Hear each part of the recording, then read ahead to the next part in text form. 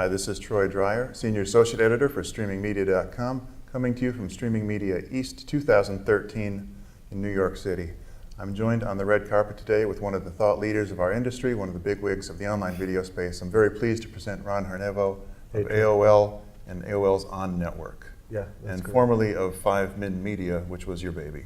Yeah, 5 Min Media was our baby. It got acquired, and we thought that the 5 Min platform, together with the assets that AOL had, needed a new brand and positioning. So the AOL On network was launched actually in Upfront 2012. So we're 1 year old.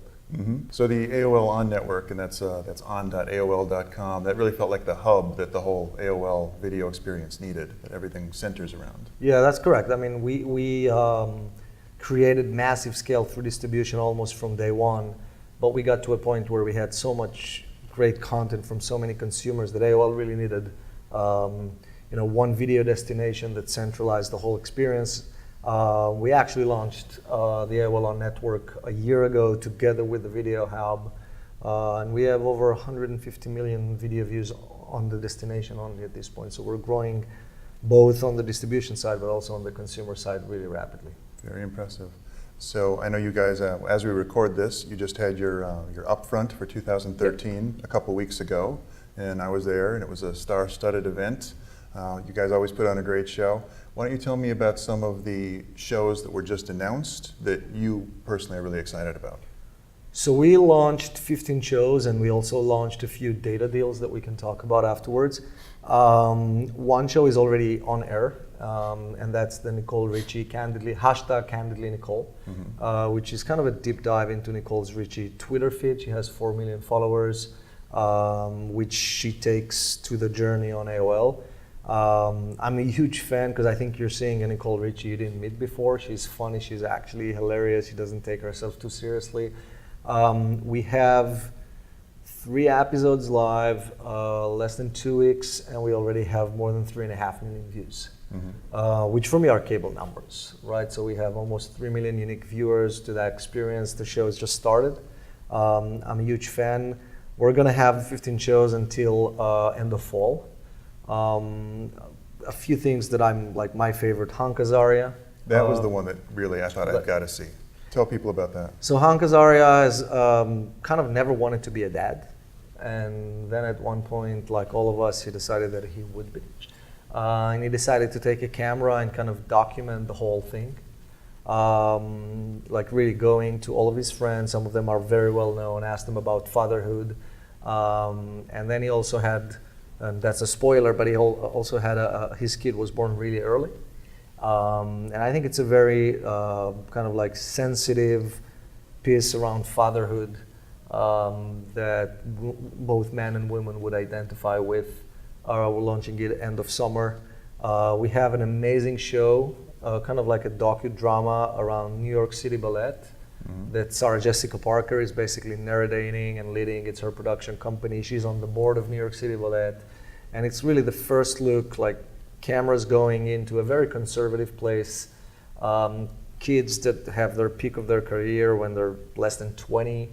And the whole kind of like athleticism, aesthetic kind of work and competition, which I'm really, really excited. We're going to launch that in October. A few things that I kind of really like, from a personal standpoint, Scott Schumann, who is an amazing photographer who basically goes and take photos of like ballsy fashion statements that people bring to the street. Is going to take us to the kind of like his inspiration and how he thinks about stuff and how he gets them rolling. And we're doing kind of the same thing with Jonathan Adler. On the design side, I don't know if you've seen his store in Soho, but He's a funky, kind of like, I think he has a lot of sense of humor in what he does. And overall, I mean, 2 things we kind of lay down with our slate and the whole kind of purpose of us approaching production is authenticity. We think that that's really the biggest differentiation between television content, cable content, and web content. Like I always say, if you see a sitcom on TV and you hear the laughs, you kind of buy the deal. If I give you the laughs online, like you're gonna live immediately. There's something in the medium that needs to be really authentic. And then another thing that we added to it is we want to work with digital native power. So it's not a coincidence that we work with Nicole Richie that has 4 million followers. You know, a lot of people speak about promotion and how do you get people into the content and how do you develop audiences. And we work with iJustine, who has 3.5 million followers on YouTube, and we work with Scott Schumann that has his own site, and with people that really have a lot of digital audiences that they can bring to the journey with us. We're going to heavily promote it. They're going to heavily promote it, and we hope to really make some hits and create some franchises. And then you said there were some content deals that were announced that you wanted to talk about? Data deals, yeah, because one of the major things that I think is missing in the online video space is shows are amazing, and more than 100 shows were produced during were announced during the NewFront. We basically also thought and expressed it on stage that we need to plug TV measurement into online video. Because at the end of the day, you have a huge buying community that is buying TV, which is not growing, prices are going up, and I see a big, genuine will to move the money to our industry. And one of the major obstacles is measurement. So we announced, I think, 2 meaningful partnerships. The first one with Nielsen, that really, we are going to get measured by Nielsen the same way we're going to get measured by Comscore, which means we're going to fire a pixel of every impression to Nielsen with OCR the way we do with Comscore. And Nielsen is going to acknowledge our reach on an apple-to-apple basis. So if you're a buyer, you would be able to plan your buy with AOL against any other TV network. That's got to be huge for buyers. It's exactly why we did it. Yeah. It's kind of like we can educate, thousands of buyers across the country that see that digital measurement is better, or we can just plug our systems into their pipes and help them feel comfortable with what we do. So on top of Nielsen and kind of almost, at the same time, we announced the deal with MediaOcean and Freewheel, where all of our inventory is basically going to be available in MediaOcean's platform, and MediaOcean is $40 billion out of $65 billion in TV are being bought through this software. So almost every TV buyer in this country and every media buyer in this country uses MediaOcean. Right.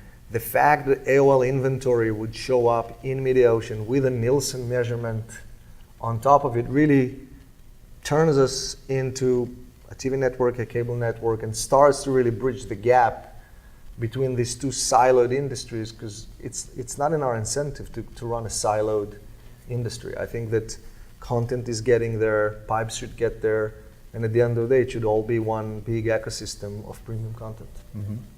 I want to jump back to what you were saying about creating breakout hits. You guys have launched a lot of shows that have done amazingly well, and you have other ones coming up that are certainly going to do millions, like you said, like cable numbers. Yeah.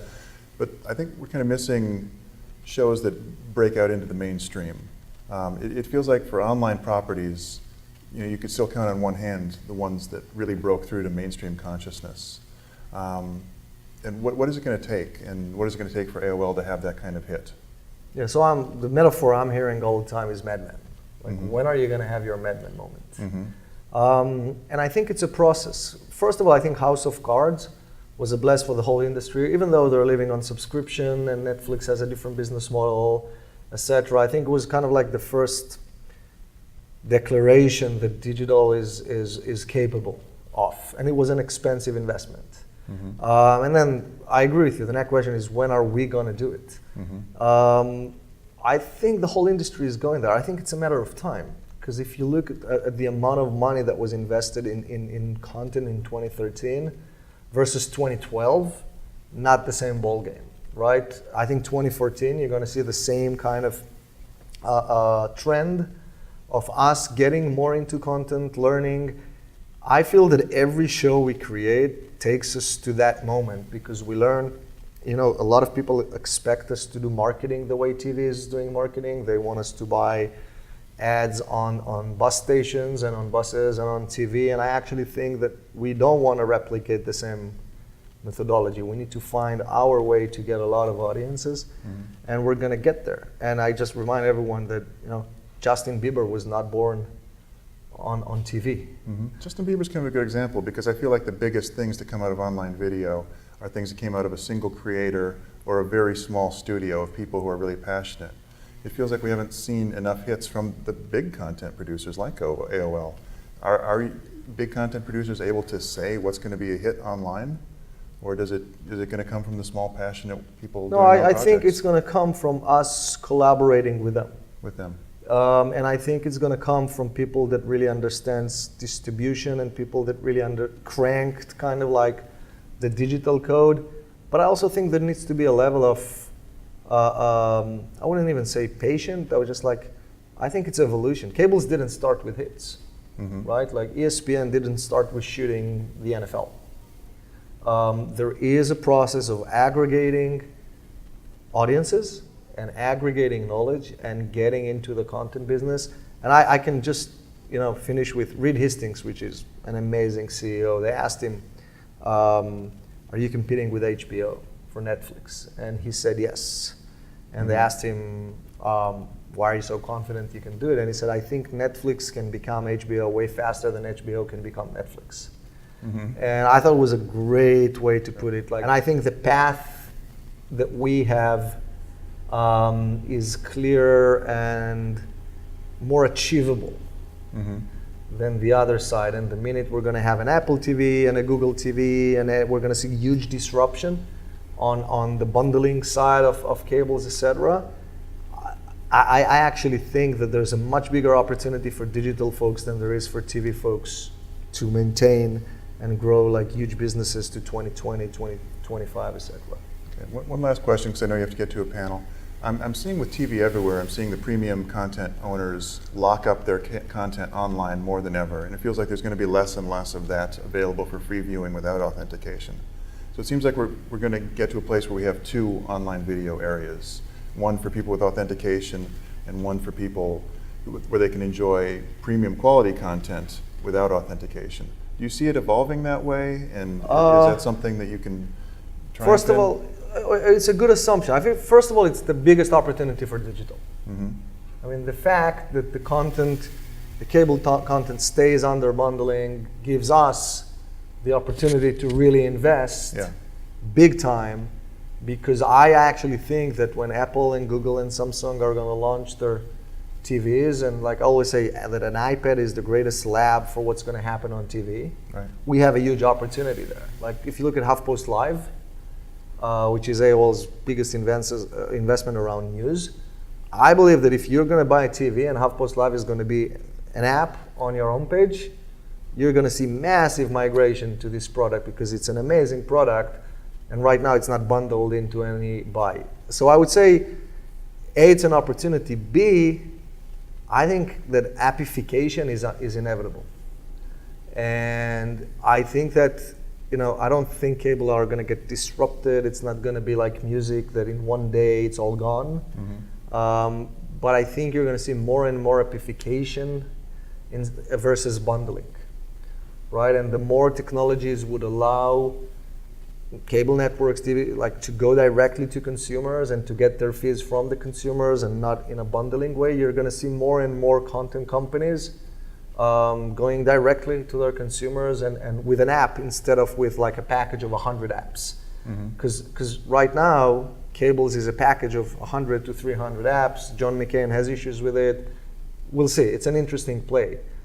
But the minute the UI of TV is changing, and TV becomes more of an iPad from an experience perspective, and I think it will, then I think a lot of major companies will have to ask themselves, are we going to keep being bundled and that's it, or can we go directly to the consumer? Like, can HBO go directly to consumers and let them buy their app and make more money than being a part of the bundle? And I think that's going to be the real dramatic moment.